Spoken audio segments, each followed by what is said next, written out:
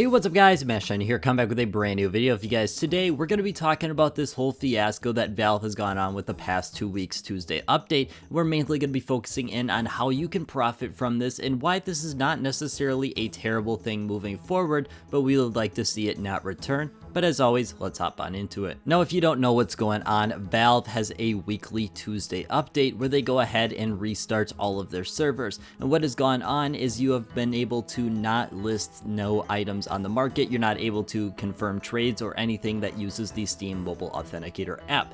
Now, this in itself is not really that important. Obviously, prices go up because you can't list them, so it creates a very big imbalance between the supply and demand, as it cannot add more supply that is already not on the market. But in overall speaking, I don't think this is a huge problem moving forward, especially if Valve is able to fix it after this one. But if we're going to be focusing in on the idea that Valve is not going to fix it, we're going to be mainly talking about how you can profit from something like this and what I really think the repercussions are of this long term. Now, I made a video in the past where I said that there wasn't any long-term repercussions, but if we start to see this consistently happening, there are some long-term repercussions that could definitely pop up. But the first way we're going to be talking about how to profit, and it's something I briefly mentioned in a past video, is that you should be listing items on the market for unreasonable prices. Now, I personally do this quite a lot. Listing something for an unreasonable price at the time is not only a great way to save out on inventory space, but you don't have to worry about that item coming back into your inventory for a whole year. Items can stay on the Steam community market for 365 days before they're kicked back to you. I highly recommend you put up things that don't have float values and don't have wear values, so you can go ahead and get them in the bulk group. And what I mean by this is when you look at cases, you're not buying a specific case, you're just buying one random case at that market value. This is very important because honestly, you're probably not going to have too much success selling individual skins for a higher price point unless they've got something unique about them, like a super low float value or some unique stickers. But if we're talking about things that are sold in bulk, which is cases and other items like Steam trading cards, those are great items to throw up because you do have a chance of someone buying them for that inflated price point. Now, something like this is almost guaranteed to not happen overnight.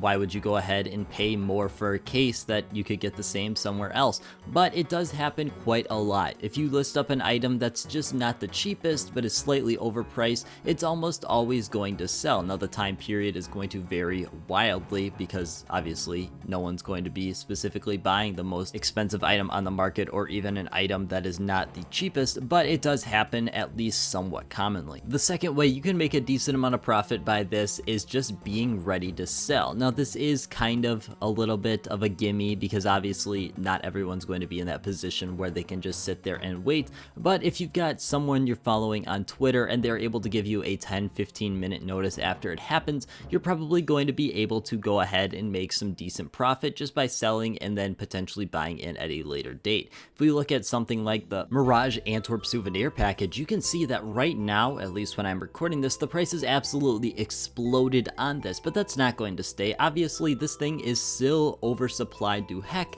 and we're not going to be seeing price increases like this for a significant amount of time.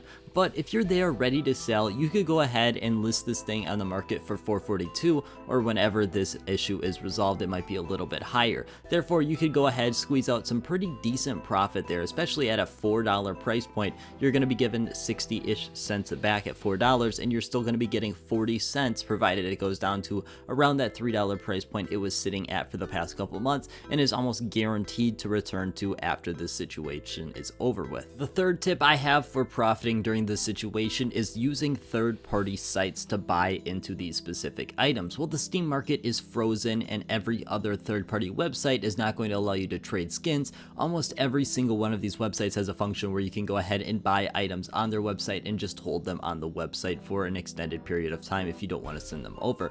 This is very important because this means you're still able to buy and sell skins on these third-party websites even though Steam is down. And this is very important because what we've seen with the past 2 times this has happened is, while the price has shot up on a significant amount of important items, the price really hasn't fallen down to that same level it was beforehand. You can see the breakout graph right here, and the highlighted piece is at the peak of what was the last update where the Steam market was broken. But you can see that the price dipped down a little bit afterwards, but it is still significantly higher than that original 350 price point it was sitting at. Now, this is obviously not for sure, and this path is definitely a little bit more investing and getting into an investment for slightly cheaper than more of making quick profit, but it's definitely something I think you should take a look into, especially if you're looking to buy or accumulate more things. Now let's talk about the good of situations like this. The first up, and that's probably the elephant in the room at this point, is Antwerp is sitting in at least a slightly better situation. Even though the quantity has obviously not gone down significantly and the quantity is not something of importance when I'm speaking here, it's good to see that a price point is sitting above that 25 cents that we saw for so significantly long. A price point of 25 cents is extremely dangerous because when it dips below 25 cents, that means that people are more likely to buy off of the market than actually buying off of the in-game shop, which we don't really want either way. We don't want people buying into the Antwerp capsule, at least at this time, because we know there is a ton of investors already into it. You combine that with the fact that when you're buying off of the market at a 25-cent price point, you're almost guaranteed to be buying from someone who is manipulating the market with currencies to get those capsules for much cheaper than 25 cents USD, and therefore they're selling it and making a profit and just continually overloading the market with more capsules than are needed. This is something that was big with RMR because people were able to get Steam points and then instantly sell the capsules because there was no 7-day hold from when you bought it from the shop to being able to sell it on the Steam market. And this was one of the big reasons that RMR failed, is because people were constantly doing this because there was a slight glitch or a slight margin, whatever you want to call it, where these people could go ahead and sell them on the Steam market, make a slight ounce of profit and some Steam points, and they just continually did this because Valve was not able to stop them because there was no 7-day trade hold. So this went on for hours upon hours, and that's why one of the reasons RMR was so oversaturated. Another reason something like this might actually not be terrible for the future is because we're starting to see a significant amount of movement with cases. Now this is something that's very personal or very anecdotal in my opinion, but I do think that movement with cases is one of the biggest ways we can keep people interested in the market. Soon as cases start to stagnate, that's a really bad sign for the CSGO market because we tend to see a lot of cases start to drop off from there. Usually it's a piece of stagnation and then we start to see a decline. In this case, we've seen the entire summer that we haven't seen a ton of stagnation with a lot of cases, which is one of the reasons, at least in my opinion, we haven't seen a decrease in price for so many of these different items. People are still interested in the CSGO market, which is great to see, but the biggest thing is we want to keep people interested for an extended period of time and not just a couple months here.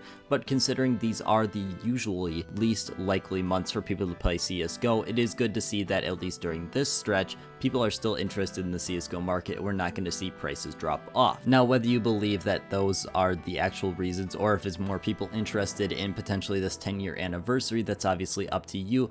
But as always, guys, I want to thank you guys so much for watching, and I hope you have a great rest of your day.